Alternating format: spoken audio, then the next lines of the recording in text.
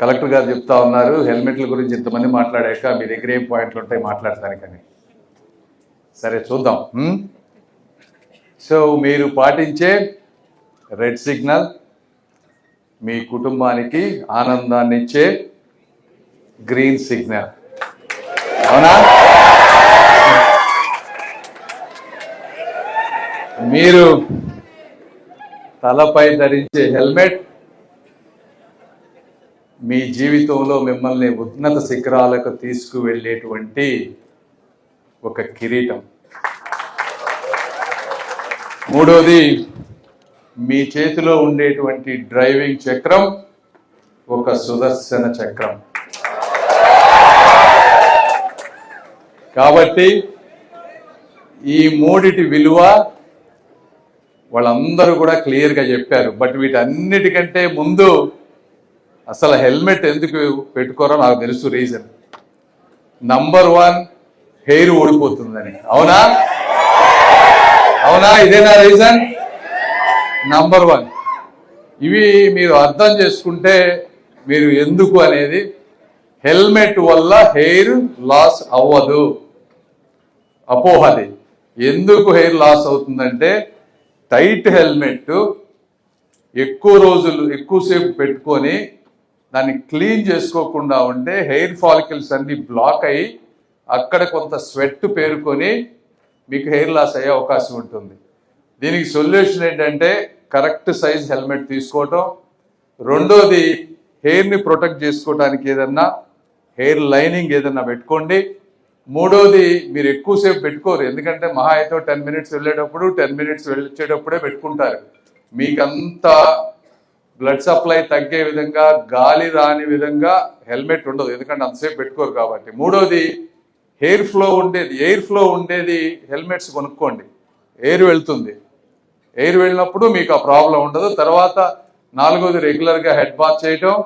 తర్వాత హెల్మెట్ని క్లీన్గా ఉంచుకోవటం. ఇవి కనుక ఉంచుకుంటే మీకు హెయిర్ లాస్ అవ్వదు. హెయిర్ లాస్ అనేది ప్రైమరీ ఎందుకు అవుతుందంటే జెనెటిక్ ఫ్యాక్టర్స్ ఉన్నాయి. జెనెటిక్ ఫ్యాక్టర్స్ వల్ల మెయిన్గా హెయిర్ లాస్ అవుతుంది. షాంపూస్, టాక్సిక్ కెమికల్స్ వల్ల అవుతుంది. వీటి వల్ల మీరు చుట్టుపక్కల ఉన్న వాళ్ళందరినీ చూడండి, చాలా మందికి హెయిర్ ఉండదు, వాళ్ళందరూ హెల్మెట్ పెట్టుకోవటం వల్ల వాళ్ళందరికీ హెయిర్ లాస్ అవ్వలేదు. కాబట్టి ఆ అపోహను మర్చిపోయి ఏ విధంగా హెల్మెట్ పెట్టుకున్నా హెయిర్ ఉంటుందో చూసుకోవాలి. ఒకటి. రెండోది, హెల్మెట్ వల్ల చాలా లాభాలు ఉన్నాయి. అవునా? ఏమేమి ఉన్నాయి? ఒకటి, మీరు డార్క్ కవరు, మంచి కలర్ ఉంటారు, ఎండ డైరెక్ట్గా ఉండదు. రెండోది, దుమ్ము ధూళి అంతా కూడా మీ ముక్కుల్లోకి వెళ్ళదు. అవునా? సో ఇవన్నీ హెల్మెట్ అడ్వాంటేజెస్ ఉన్నాయి. ఇవి కాకుండా ఈ హెల్మెట్లు పెట్టుకోవటం వల్ల ఇంకొక అపోహ ఏముంటుంది, సిటీలోనే కదా, ఇక్కడి నుంచి అక్కడికి వెళ్తున్నా ఈ కొంచెం దూరం హెల్మెట్ అవసరమా అని ఇంకోటి ఉంటుంది. మెయిన్ అపోహ. ఎందుకంటే మీకు తెలుసు ఇక్కడి నుంచి అక్కడికి వెళ్తున్నామని, దారిలో ఉండే కుక్కలకు తెలియదు మీరు ఈ కొంచెం దూరమే వెళ్తున్నారని. అవునా? అవి అడ్డం రావచ్చు. ఒక్కోసారి ఇసుక పోస్తారు, పాట్ హోల్స్ ఉంటాయి, నైట్ టైం లైట్స్ ఒక్కోసారి ఉండకపోవచ్చు. ఇవి కాకుండా మీరు కంట్రోల్ కాకుండా, మీరెంత కంట్రోల్గా ఉన్నా ఎదుటి వాళ్ళు కంట్రోల్గా ఉండకపోవచ్చు. ఏ విధి మనల్ని ఎలా వచ్చినా కూడా మనల్ని కంట్రోల్ చేసుకునే బ్యాలెన్స్లో ఉండాలంటే స్పీడ్ కంట్రోల్ కానీ హెల్మెట్ కానీ పెట్టుకుంటే మ్యాక్సిమం మిమ్మల్ని మీరు ప్రొటెక్ట్ చేసుకోగలుగుతారు.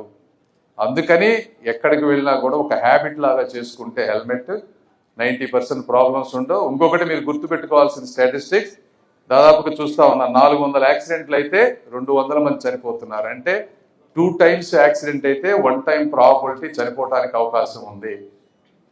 అదొకటి. రెండోది, సీట్ బెల్ట్స్. కార్లో వెళ్ళేటప్పుడు సీట్ బెల్ట్స్ పెట్టుకుంటే డెత్ రేటు ఎంత తగ్గుద్దో మీకు ఐడియా ఉందా? సీట్ బెల్ట్స్ పెట్టుకుంటే పర్సంటేజెస్ గెస్. 10, 30, 70, 90. నంబర్ చెప్పండి. 90% తగ్గుతుంది. చనిపోయే ప్రాబబిలిటీ సీట్ బెల్ట్ పెట్టుకుంటే 90% ప్రాబబిలిటీ తగ్గుతుంది. కాబట్టి ఈ నంబర్స్ ఒకసారి మీరు గుర్తుపెట్టుకొని మీరు కనుక చేసుకుంటే. ఇంకొకటి, లాస్ట్ సెల్ ఫోన్ చెప్తా ఉన్నారు, రెండోది రేసింగ్. ఈ రెండు కూడా రిలేటెడ్. సెల్ ఫోను 2-3 నిమిషాల్లో మీకు వచ్చే టెక్స్ట్లు అంత కొంపలు మునిగే టెక్స్ట్లు ఏమీ ఉండవు. ఒక 5 నిమిషాలు ఆగటం వల్ల, రేస్గా వెళ్ళి ఫాస్ట్గా డెస్టినేషన్ వెళ్ళటం వల్ల కూడా మ్యాక్సిమం అయితే ఒక 3 నుంచి 4 నిమిషాలు మీరు సేవ్ చేసుకుంటారు. హాస్పిటల్, నేను డాక్టర్ని కాబట్టి హాస్పిటల్లో చూస్తా ఇట్లా వచ్చిన వాళ్ళందరినీ ఫ్రాక్చర్ అయితే 3 నెలలు బెడ్ మీద ఉండాలి.